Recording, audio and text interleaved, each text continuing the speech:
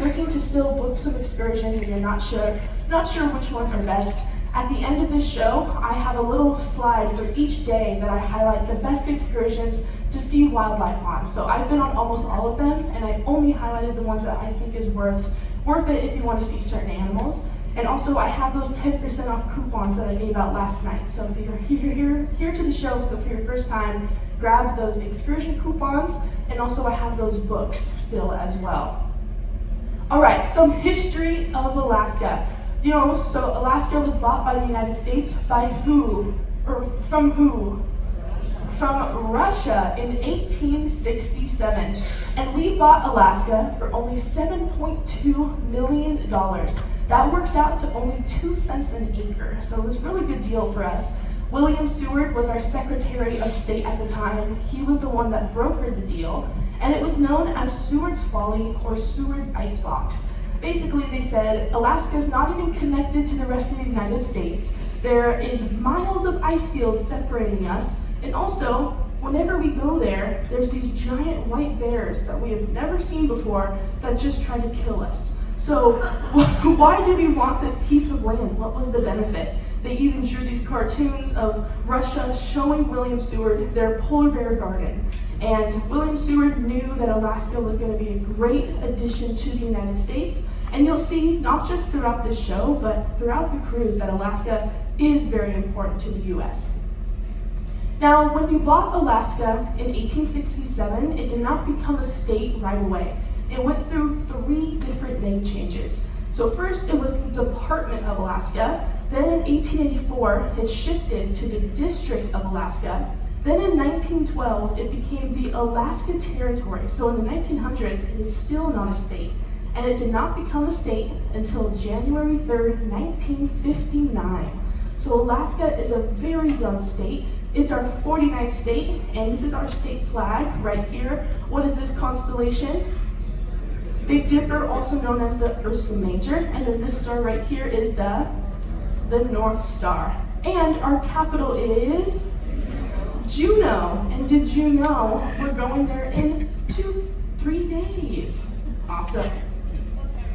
All right, so geographically, Alaska is the most northern, western, and easternmost state in the US. So northern makes sense, right?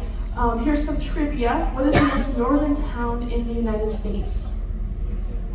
Barrow, Alaska. That's right there at the very tip of Alaska. We're also the most western state. That makes sense. We're all the way over towards Russia, but also we're the most eastern state. How can that be possible? Well, what is this red line right here? The international date line, and that separates the Western Hemisphere from the Eastern Hemisphere. So technically, this is kind of a stretch, but these islands, the Aleutians, going over towards Russia, some of those islands are over in the Eastern Hemisphere. So geographically, we're the most northern, western, and easternmost state. And also, everything about Alaska is very, very big. Here are just some quick facts. We are larger than 26 of the smallest states combined. We have over 33,000 miles of coastline, 19 peaks that reach over 14,000 feet tall. We have over 3 million lakes that are each 20 acres in size. We're home to more than half of the world's glaciers, and we have Denali, which is the tallest peak in North America, sitting at over 20,000 feet in elevation.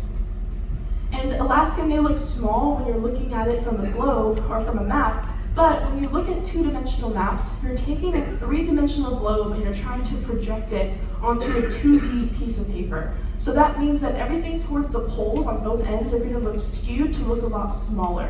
So this is actually the size of Alaska. When you put it over the rest of the continental US, we are 1/5 the size of the lower 48 states. We are 10 times the size of Florida. Anyone from Florida? 10 times the size, which is insane. Do we have anyone from Rhode Island? We have 1 person from Rhode Island! Yeah! You were my 3rd Rhode Islander this entire season, so congratulations. 500 times the size of Rhode Island. And then do we have anyone from Texas? Oh no, please don't be mad at me. Isn't Texas cute? It's so tiny. I love Texas. I have a Bucky sticker right here. Okay.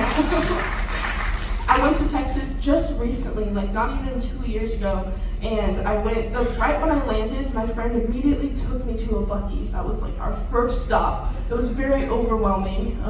I feel like one Buc-ee's is larger than every Alaskan gas station combined into one, so that was very cool. But Alaska is 2.5 times the size of Texas. We take it pretty seriously, so anyone from Texas, you guys can buy this. We have it in every shop on t-shirts, we have mugs, we have coasters, magnets, so whatever you like. All right, moving on from that. Even though Alaska is very big, we don't have the infrastructure to support the size of our state. That's why we're called the last frontier. And everything in red here, that is our road systems. That's what we're working with, our major highways.